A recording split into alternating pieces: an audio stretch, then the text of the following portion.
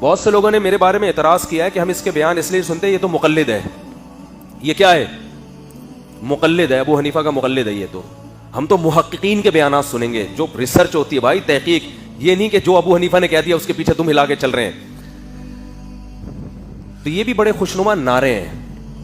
جو ماضی میں مجتہدین گزرے ہیں نا, ان کے مقابلے میں آج کے محققین جاہل ہیں.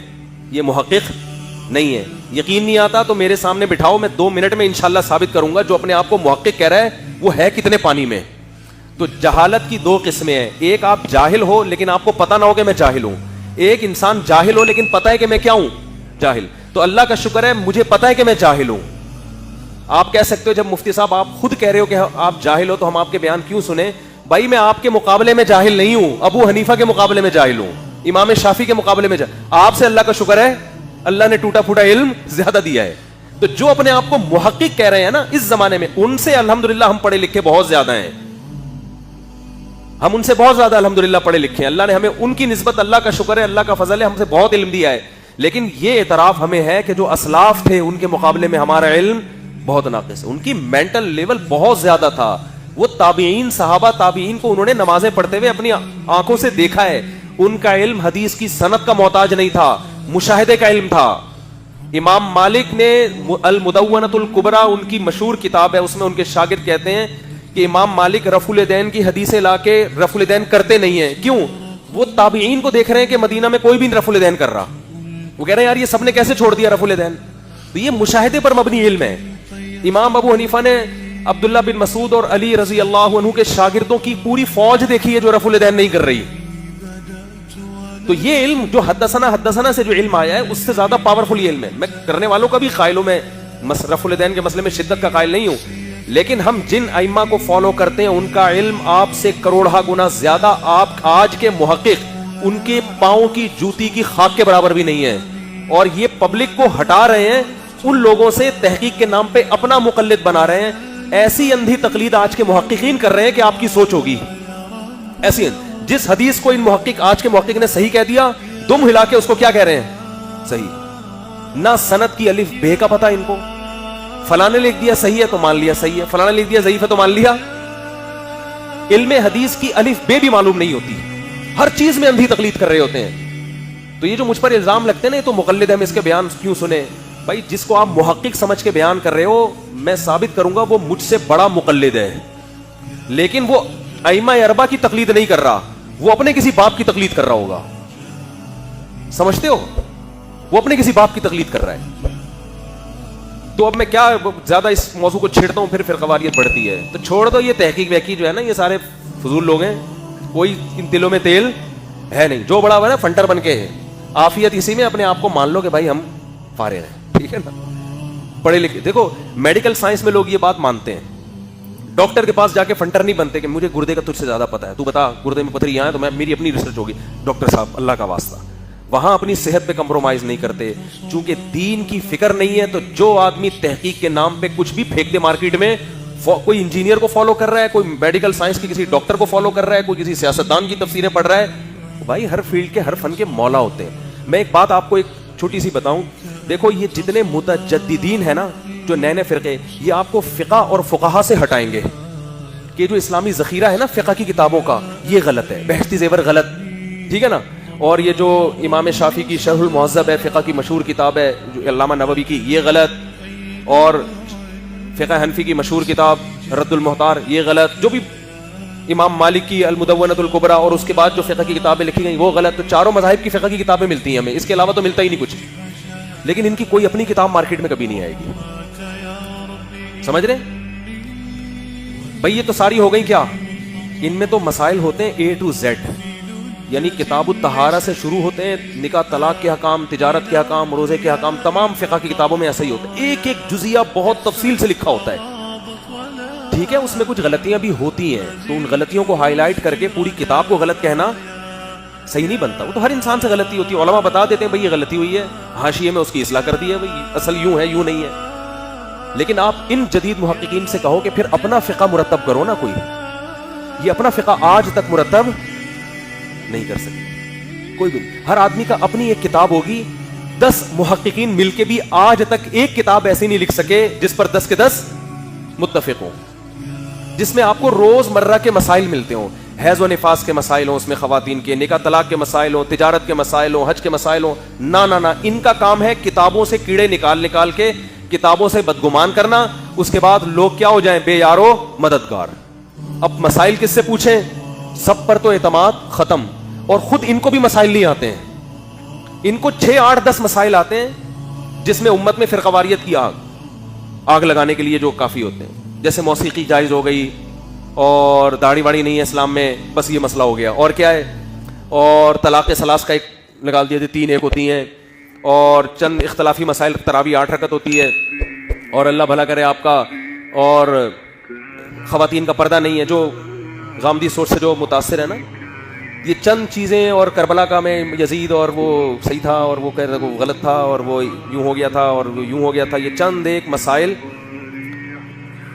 تحقیق کر کے آپ کو علماء سے بدگمان کر دیا. اب خواتین فون کرتی ہیں, بھائی 2 دن خون آ کے بند ہو گیا, یہ حیض شمار ہوگا یا استحاضہ؟ علماء سے تو پوچھیں گے نہیں, ان کے پاس کوئی تحقیق, بولو کوئی کتاب ہی نہیں ہے نا. ایک خاتون امریکہ سے مجھ سے بہت زیادہ مسائل پوچھتی تھی, چھوٹے موٹے. میں نے ان کو بولا بھائی دیکھیں, چھوٹے چھوٹے مسائل آپ ہر وقت پوچھتے رہیں, بہتر ہے آپ بہشتی زیور کتاب رکھ لیں گھر میں. بہشتی زیور حضرت مولانا شرف علی تھانوی رحمۃ اللہ علیہ کی کتاب ہے, بر صغیر میں اس کو بڑی مقبولیت ملی ہے.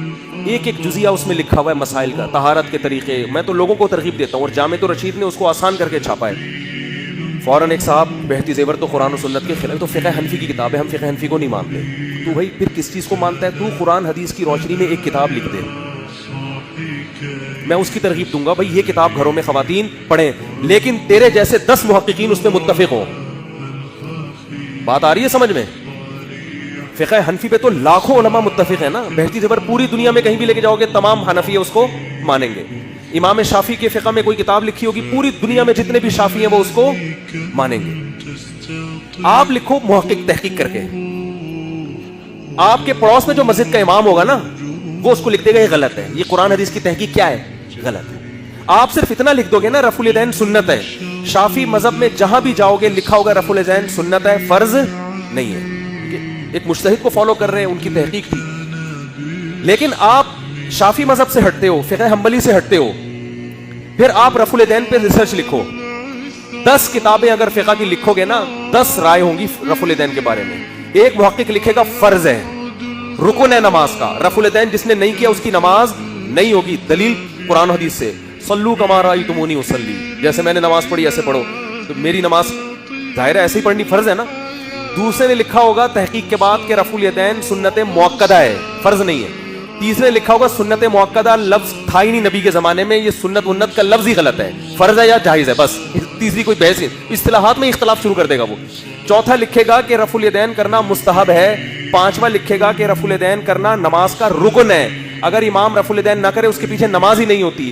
ایک رفع الیدین میں اگر 20 محقق کتاب لکھیں گے نا, تو رفع الیدین کے بارے میں کتنی رائے سامنے آئیں گی؟ 20 آرا سامنے آئیں گی سامنے. تو چاروں فقہ کے علاوہ اب تک کوئی 5واں فقہ مرتب ہوا ہی نہیں ہے جس پر امت کا ایک بڑے طبقے نے اجماع کیا ہو. سمجھ رہے ہو؟ کوئی مرتب ہی نہیں ہوا. اور اگر بالفرض آج مرتب ہو بھی جاتا ہے تو سب سے بڑا سوال اس پر یہ ہوگا کہ 1400 سال تک امت کیا کر رہی تھی؟ پھر 1400 سال میں تو جب یہ مرتب ہی نہیں تھا تو عمل کس پہ کر رہی تھی؟ اس کا مطلب 1400 سال سے امت کیا تھی؟ گمراہ تھی نا. یہ تو وہی بات ہو گئی. ایک صاحب کہنے لگے پشاور میں میرا مسلک بہت تیزی سے ہمارا مسلک پھیل رہا ہے. تو ایک پٹھان نے اس سے پوچھا پشاور میں اسلام تو 1200 سال پہلے آیا تھا, یہ اب کیا پھیل رہا ہے بھائی؟ وہ کیا آیا تھا؟ تو تحقیق کے نام پہ محقق بڑے بڑے مارکیٹ میں ہیں, اور ایک محقق کا تو اللہ نے ایسا جنازہ نکالا ہے الحمدللہ. جہلم جب میں گیا ہوں نا اس کا تو, اور میں آپ سے میں یہ موضوع نہیں چھیڑنا چاہتا, میں آپ سے ایک اللہ کا واسطہ دے کے انجینئر کے فین سے ایک سوال پوچھتا ہوں کہ یہ کام میرے بجائے انجینئر نے اگر کیا ہوتا اور میں بھاگا ہوتا,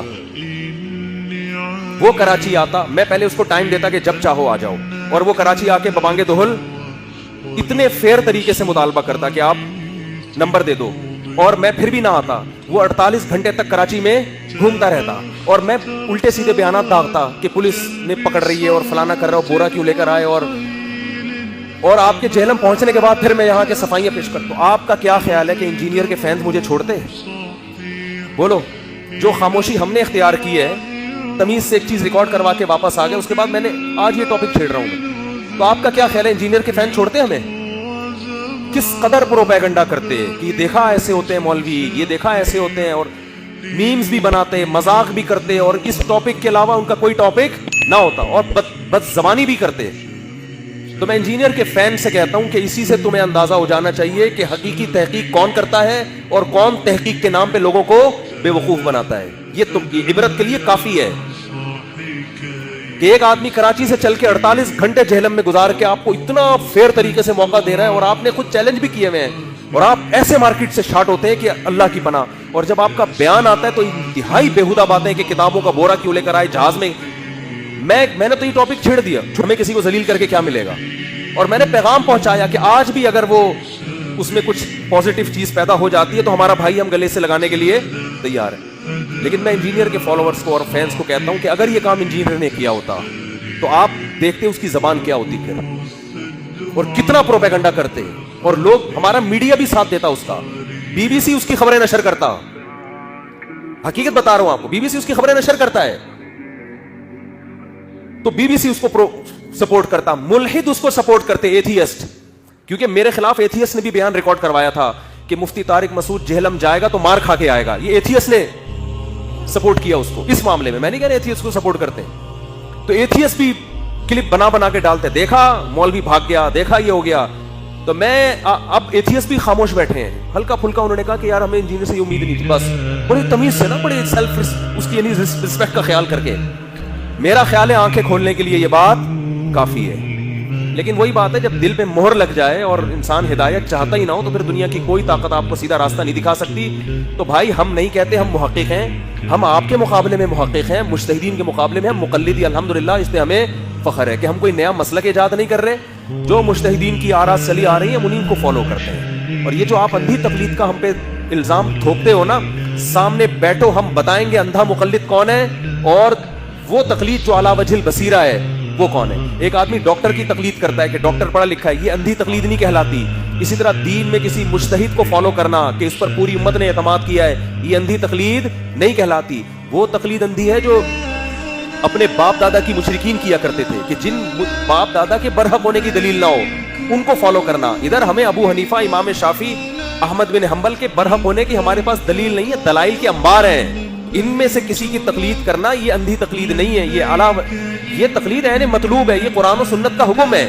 آپ کہہ سکتے ہو پھر صحابہ کی کیوں نہیں کرتے, صحابہ کے فقہ مدون ہی نہیں ہے, کیسے کریں گے؟ حدیث کی کتاب امام بخاری کی ملے گی نا, عبداللہ بن مسعود کی تھوڑی ملے گی آپ کو. اب کوئی غیر مسلم کیا امام بخاری پر اعتماد کیوں کر رہے ہو؟ بھائی انہوں نے ایک کام کیا ہے, کام جو کرے گا تو اس کو فالو کیا جائے گا نا.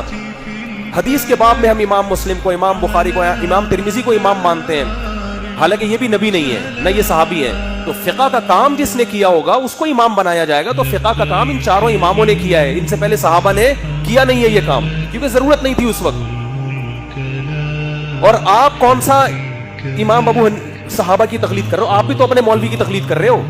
آپ کے مولوی نے جو حدیث کہہ دی صحیح, آپ نے اس کو آنکھ بند کر کے صحیح مان لیا. جو حدیث کہہ دیا ضعیف ہے, آپ نے آنکھ بند کر کے اس کو ضعیف مان لیا. میں جب یہ حدیث پڑھتا ہوں نا صحیح مسلم کی, کہ امام کو امام اس لیے بنایا جاتا ہے کہ اس کی اقتدا کی جائے, جب وہ تلاوت کرے تو خاموش ہو جاؤ, جب وہ ولاضالین کہے تو آمین کہو, جب کلپ بنتا ہے یہ حدیث غائب کر دیتے ہیں. یہ تحقیق ہے, اس کو تحقیق بولتے ہیں کہ جو آپ کے اگینسٹ جا رہی ہے.